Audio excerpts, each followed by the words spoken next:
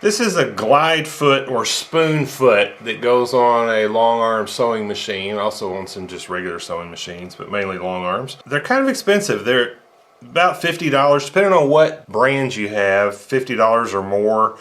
Sometimes you can find them a little cheaper.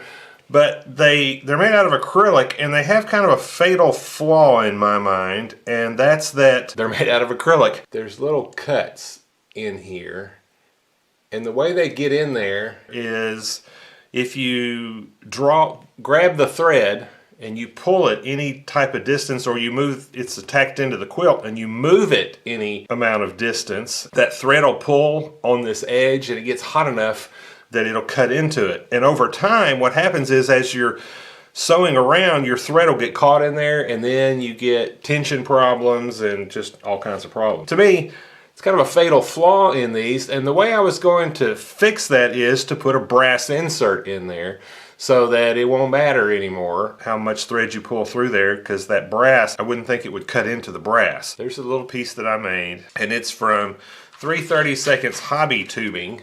This is hobby tubing, and I'll put a link to some of this in the description. This is a set that has quite a bit in there, but this is 3/32 on the outside,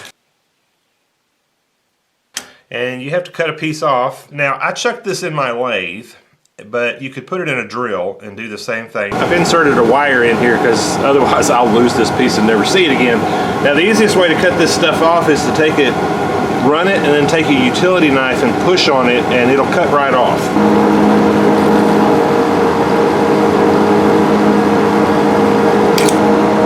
When you cut it, it leaves sharp edges, and that'll cut your thread or fray your thread. So you've got to get those burrs off of there. And here's how I got the burrs off: with this cone shape on a Dremel type tool, and just round it over a little bit.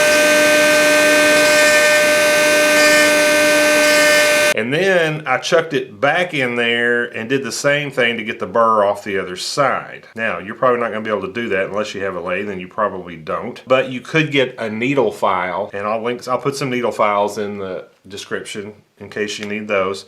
And just, you know, hold on to it and just file it. I would lay it on the file and just run it back and forth until you get that burr off of there. So that all that we've got left to do is we just got to drill this hole out to this size, and then super glue it in there. Super glue holds really well on acrylic and brass, so it should work great. Now, I don't want to break this foot, so I'm going to take multiple drill sizes to get to my 5/32, and I'm going to run the drill bit pretty fast.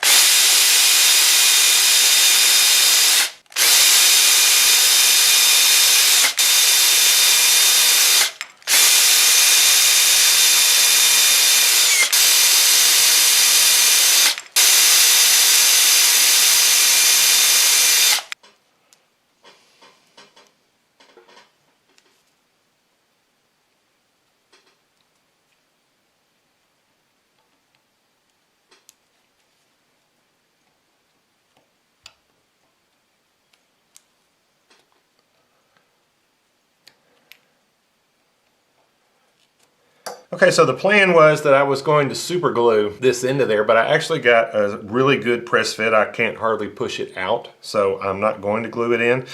If you go to put yours in and you've got a loose fit, then I would go ahead and put just a little drop of super glue on there, and it should hold it great. Now, don't get the super glue on the acrylic on the outside, because if you have to wipe it off of there, it will cloud it up. Because it kind of melts into it a little bit. Well, that's got it fixed. I think this is going to work really well for me. Hope this was interesting to you. Thank you for watching.